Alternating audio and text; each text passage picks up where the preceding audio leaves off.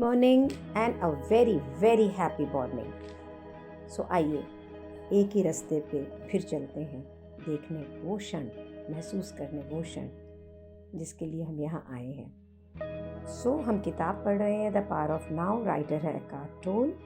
हमने कल page number 107 किया, चैप्टर 7 का। And in this writer is explaining different portals into the unmanifested, मतलब अलग अलग रास्ते क्या हैं अनमैनिफेस्टेड को में जाने के लिए। और कल उन्होंने एक्सप्लेन किया कि गोइंग डीपली इनटू बॉडी, कि हम अपने शरीर में जाके अनमैनिफेस्टेड को कैसे पा सकते हैं। दूसरा पोर्टल जो है द सोर्स ऑफ काय। तो प्रश्न है कि जो ईस्ट में यानी जापान, इंडिया, ये जो हमारे देश हैं, उनके अंदर काय कहा जाता है, तो क्या यही अनमैनिफेस्टेड है और क्या यही संसार की पूरी लाइफ एनर्जी है, विश्वव्यापी बल्कि लाइफ ऊर्जा है? सो राइटर कहता है नो, ऐसा नहीं है। अनमैनिफेस्टेड जो है इज द सोर्स ऑफ काय। जो काय है वो हमारी बॉडी की इनर एनर्जी है और ये ब्रिज है हमारे आउटर सेल्फ का और हमारे सोर्स का, हमारे बीइंग का। और ये बीच में है, अनमैनिफेस्टेड और हमारे बीइंग के बीच में है, जो एक दुनिया है जिसके अंदर सब आकार हैं, चीज़ें हैं, और एक वो दुनिया जो अदृश्य है, अनमैनिफेस्टेड है, जिसको हम नहीं देख पाते हैं। ये इनके बीच में है। सो हम काय के बारे में ये कह सकते हैं कि ये एक ऐसी नदी के बारे में, नदी की तरह है जिसके अंदर ऊर्जा का स्रोत है, जिसके अंदर एनर्जी का स्रोत है। अगर आप अपने अंदर अपने चेतन मन के साथ में उसमें ध्यान लगाते हुए अपनी इनर बॉडी में जाएंगे तो आप रेस कर रहे हैं, ट्रेस कर रहे हैं, मीन्स आप देख रहे हैं उस रिवर, उस ऊर्जा को जो आपको आपके सोर्स तक वापस लेके जा रही है। काई इसकी मूवमेंट है और इस हलचल को जो ये लेके जा रही है वो काई है। और जो अनमैनिफेस्टेड जिसके लिए हम जा रहे हैं वो स्टिलनेस है, शांत है, चुप है। जब आप बिल्कुल एब्सोल्यूट स्टिलनेस पे पहुंचते हैं ना, बिल्कुल शांत स्टिलनेस, कुछ भी जहां मूव नहीं कर रहा है, ये जिंदगी से तो बिल्कुल ओत-प्रोत है, नेवर देयर इज वाइब्रेंट है। लेकिन आप अपनी इनर बॉडी के भी बियॉन्ड चले जाते हो और आप काय के भी बियॉन्ड चले जाते हो और आप सोर्स पे पहुंचते हो, जो सोर्स को हम द अनमैनिफेस्टेड बोलते हैं। सो काय जो है ये कड़ी है अनमैनिफेस्टेड और हमारे फिजिकल यूनिवर्स, जो ये हमें ब्रह्मांड, जो संसार दिख रहा है शारीरिक रूप में या चीज़ों के रूप में, उसके बीच का एक रास्ता है। तो अगर आप अपना ध्यान, अटेंशन बिल्कुल अपनी इनर बॉडी पे ले जाएं तो आप इस समय इस पॉइंट पे पहुंचोगे जिसे कहते हैं सिंगुलैरिटी, एक हो जाना, जहाँ पे ये पूरा संसार डिसॉल्व हो जाएगा, बिल्कुल जैसे जैसे बर्फ डिसॉल्व हो जाती है ना, वैसे खत्म हो जाएगा अनमैनिफेस्टेड में। और अनमैनिफेस्टेड एक ऐसी एनर्जी है जो स्ट्रीम, जिसे हम पाते हैं स्ट्रीम में से, झरना जैसे होता है, काई के एनर्जी झरने के थ्रू, और फिर यही हमारा संसार बन जाता है। Mean this unmanifested state becomes our world. ये एक ऐसा पॉइंट है जहाँ पे जीवन और मरण दोनों हैं। जिस समय आपका दिमाग बाहर की तरफ होगा डायरेक्टेड, मतलब आप अपने चेतनता को डायरेक्ट करेंगी बाहर की तरफ, ये अपने आप नहीं होगा। उस समय दिमाग, माइंड और दुनिया खड़ी हो जाएगी। और जैसे ही आप उसे इनवर्ड लेके जाएंगे, अपनी चेतनता को अंदर लेके जाएंगे, तो आप रियलाइज करेंगे अपने सोर्स को और वापस अपने घर चले जाएंगे into the unmanifested. Can you imagine what writer is saying? कि एक ऐसी स्टेट जहाँ पे इतनी चुप्पी है और एकदम वाइब्रेंट है वो। तो जब आप चाहेंगे तब आप अपने चेतन मन को बाहर को लाके दुनिया की सब चीज़ों से मैनेज कर लेंगे, और जब चाहेंगे अंदर आके इस स्टेट को वापस वहाँ जो कि आपका घर है हो जाएंगे। आई थिंक सुन के भी कि ऐसी स्टेट, इतनी स्टिलनेस की, इट्स सो इंस्पायरिंग। देन जब आपकी कॉन्शियसनेस वापस आती है to the manifested world, you resume the form of identity that you temporarily relinquished means त्याग कर दिया। तो मतलब जिस समय आप अपने चेतन मन से इस मैनिफेस्टेड दुनिया जो आप ही ने बनाई है अपनी दुनिया, उसमें आते हैं तो आप अपनी पहचान को दोबारा से ग्रहण करते हैं और कुछ समय के लिए टेम्परेरीली जिसको आपने छोड़ दिया था अपने घर जाने के लिए, इस समय आपके पास एक नाम है, आपके पास एक भूतकाल है, एक लाइफ की सिचुएशन है और फ्यूचर भी है। लेकिन एक एसेंशियल रिस्पेक्ट है जो कि ये है कि आप वो मनुष्य नहीं हैं जो आप पहले थे। अब आपको मालूम पड़ गया, आपको झलक मिल गई है उस सच्चाई की, उस रियलिटी की जो आपके अंदर है, जो इस संसार में नहीं है। Although it isn't separate from it, just as it isn't separate from you. So ये जो रियलिटी है ना, जो सच्चाई है, ये किसी भी चीज़ से अलग नहीं है, ना बाहर से ना अंदर से। This is only one. Now let your spiritual practice be this. अब ये हमारी spiritual practice बनेगी कैसे? As you go about your life, don't give 100% attention to your external world and to your mind. करना क्या है आप इस एक्सरसाइज ऐसी स्पेस में आने के लिए? पहले एक पोर्टल था कि हम मेडिटेशन करते हैं, जो हमने कल पढ़ा था, और हम अपने ध्यान को अपने अलग अलग बॉडी पार्ट्स पे लेके जाते हैं और उसको एनर्जी पे फोकस करते हैं और इस तरह से अपनी बॉडी में जाते हैं। अब ये दूसरा तरीका है कि जब भी आप जिंदगी के किसी भी काम को कर रहे हैं, जैसे भी जी रहे हैं, आप पूरा 100% अपने बाहर को नहीं देंगे, कुछ अपने अंदर भी रख लेंगे, जैसे कि राइटर ने पहले हमें बताया है।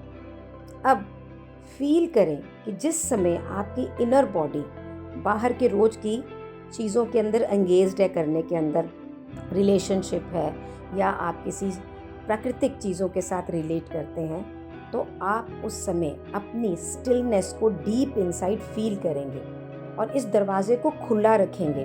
काफ़ी पॉसिबल है कि आप कुछ कॉन्शियस होंगे, ये unmanifested through out your life, कि आपको ये मालूम है। जैसे आज अगर हम ये बात कर रहे हैं तो हमें पता है ना कि कुछ ऐसा है हमारे अंदर जिसको हम अनमैनिफेस्टेड बोलते हैं। ये भी एक वर्ड साइंस स्पॉट है और कुछ नहीं है। हाँ, हम उसके लिए चेतन हैं। आप बैकग्राउंड में सब कुछ करते हुए भी एक सेंस ऑफ पीस, गहरा सेंस ऑफ शांति को महसूस करेंगे और एक ऐसी स्टिलनेस आपके साथ रहेगी जो आपको कभी भी छोड़ेगी नहीं, चाहे कुछ भी बाहर हो जाए। आप एक ऐसा ब्रिज बन जाएंगे, ऐसा पुल बन जाएंगे, जो अनमैनिफेस्टेड जो आपके इनर है और जो मैनिफेस्टेड है जो आपके बाहर है, जैसे प्रभु और दुनिया के बीच में। ये एक ऐसी अवस्था है कनेक्टेडनेस की जो सोर्स से होती है। इसी को हम एनलाइटनमेंट कहते हैं, मोक्ष कहते हैं। अब राइटर का कहना है कि अब आप इससे ये इंप्रेशन नहीं लगाना कि अनमैनिफेस्टेड जो है वो मैनिफेस्टेड से अलग है। ये कैसे हो सकता है? क्योंकि it is the life within every form, the inner essence of all that exist। क्योंकि जो मैनिफेस्टेड है, आप, मैं, हमारा शरीर, ये जितनी भी चीज़ें हैं, ये सब कहाँ से आई हैं? अनमैनिफेस्टेड ही तो है। इनके अंदर जो फॉर्म है वो अनमैनिफेस्टेड ही है। इनर एसेंस सबके अंदर है, तो मैनिफेस्टेड और अनमैनिफेस्टेड अलग तो नहीं हो सकता है। ये सारी दुनिया में व्याप्त है। उसको समझाने के लिए राइटर कहता है कि मुझे एक समझाने का मौका दो, और ये मौका क्या है? क्या समझाने की कोशिश कर रहा है राइटर हमें? एकार्ट हमें क्या बताने की कोशिश कर रहे हैं? पेज नंबर 110, किताब है द पावर ऑफ नाउ और टाइटल है ड्रीमलेस स्लीप। राइटर का कहना है कि हर रोज़ रात को जब हम सोते हैं तो हम एक अनमैनिफेस्टेड स्पेस में जाते ही जाते हैं। ये जो स्पेस है, जो फेज़ है डीप ड्रीमलेस स्लीप का, जहाँ कोई भी सपने नहीं आते हैं, उस समय हम अपने सोर्स से, हम अपने स्रोत के अंदर मर्ज हो जाते हैं और वहीं से हम क्या ड्रॉ करते हैं, क्या लेते हैं कि हमारे जीवन को जीने के लिए वाइटल एनर्जी, ऊर्जा जो हमें सस्टेन करती है। जब हम वापस मैनिफेस्टेड में जाते हैं, मैनिफेस्टेड दुनिया में जाते हैं, the world of separate forms, जहाँ पे बहुत सारे अलग अलग फॉर्म्स हैं, चीज़ें हैं। ये जो एनर्जी है ये खाने से भी ज़्यादा ज़रूरी है। इंसान जो है ना सिर्फ खाने पे नहीं रह सकता, लेकिन जो ये बिना सपने की सोना है ना, स्लीप है, इसके अंदर आप कॉन्शियसली नहीं जाते हो, आपको नहीं पता होता, आप चेतन नहीं होते हैं जब इसके अंदर जाते हैं। और जब आप इसके अंदर जाते हो, आपकी बॉडी के पूरे फंक्शन अपने आप ऑपरेट कर रहे होते हैं, चल रहे होते हैं, लेकिन आपको इस अवस्था का मालूम ही नहीं होता है। आप ये सोचो कि कभी अगर आप ड्रीमलेस स्लीप की तरफ गए हो और पूरे चेतनता में, हो सकता है ऐसा? इसको सोचना भी इम्पॉसिबल है, क्योंकि इस अवस्था का कोई भी कंटेंट नहीं है, इसमें कुछ भी मूल नहीं है, कुछ है ही नहीं यहाँ पर। सो जो अनमैनिफेस्टेड है वो आपको तब तक फ्री नहीं करता है जब तक आप उसके अंदर कॉन्शियसली नहीं जाते हैं। मतलब क्या हुआ, जो मुझे समझ में आ रहा है कि हम रोज अपने अनमैनिफेस्टेड स्टेट में जाते हैं, लेकिन उसका हमें कुछ नहीं पता और वो हमें फ्रीडम नहीं देता है। फ्रीडम हमें कब मिलती है? कि जब हम इस स्टेट में कॉन्शियसली पूरी चेतनता से जाते हैं। सो इसके लिए जीसस ने ये नहीं कहा कि सच्चाई तुम्हें फ्री कर देगी, उसने कहा कि जब आपको सच पता लगेगा वो सच तुम्हें आज़ाद करेगा, फ्री करेगा। ये एक काल्पनिक या धारणाओं पे आधारित सच नहीं है, ये सच है हमारे एटर्नल लाइफ का, जो बियॉन्ड फॉर्म है, जिसका कोई आकार नहीं है। ये ऐसी हमारी जिंदगी का एक हिस्सा है और ये हमें या तो डायरेक्टली ही पता लगेगा या बिल्कुल भी पता नहीं लगेगा। या तो हम बिल्कुल चेतन होकर इसको प्राप्त करेंगे या हम पूरी जिंदगी ऐसे ही बिता देंगे, हमें कुछ नहीं पता लगेगा। सो राइटर कहते हैं अब ये कोशिश ना करना कि हम चेतन हो पाए, ड्रीमलेस, एक स्वप्न रहित जो नींद है उसके अंदर। ऐसा कभी हो ही नहीं सकता, आप ऐसा कहीं कर ही नहीं पाएंगे। ज़्यादा से ज़्यादा क्या होगा कि आप सपने आ रहे हैं, उस स्पेस तक आप कॉन्शियस रहें, उसके आगे आप नहीं जा पाएंगे। ऐसी जो जगह होती है जहाँ पर आप सपने देखते हैं, इसे कहते हैं lucid dreaming, which may be interesting and fascinating but it is not liberating. बड़ा मज़ा आएगा आपको देख के, इसमें आपको बड़ी फैसिनेशन होगी, लेकिन ये लिबरेटिंग नहीं है, ये फ्रीडम नहीं है। सो राइटर का कहना है कि आपकी इनर बॉडी को एक पोर्टल की तरह यूज़ करें, एक द्वार की तरह यूज़ करें, एक दरवाजे की तरह यूज़ करें, जहाँ से आप अनमैनिफेस्टेड पे जा सकें और इस दरवाजे को फिर हमेशा खुला रखें ताकि आप इस सोर्स से हर समय कनेक्टेड रहें। इससे कोई फ़र्क नहीं पड़ता है कि आप अपनी फिजिकल बॉडी में ओल्ड हैं कि यंग हैं कि फ्रेल हैं कि स्ट्रॉन्ग हैं, इससे कोई भी फ़र्क नहीं पड़ता है कि आपकी आउटर बॉडी कैसी है, क्योंकि जो आपकी इनर बॉडी है ये बिल्कुल टाइमलेस है, कालातीत है।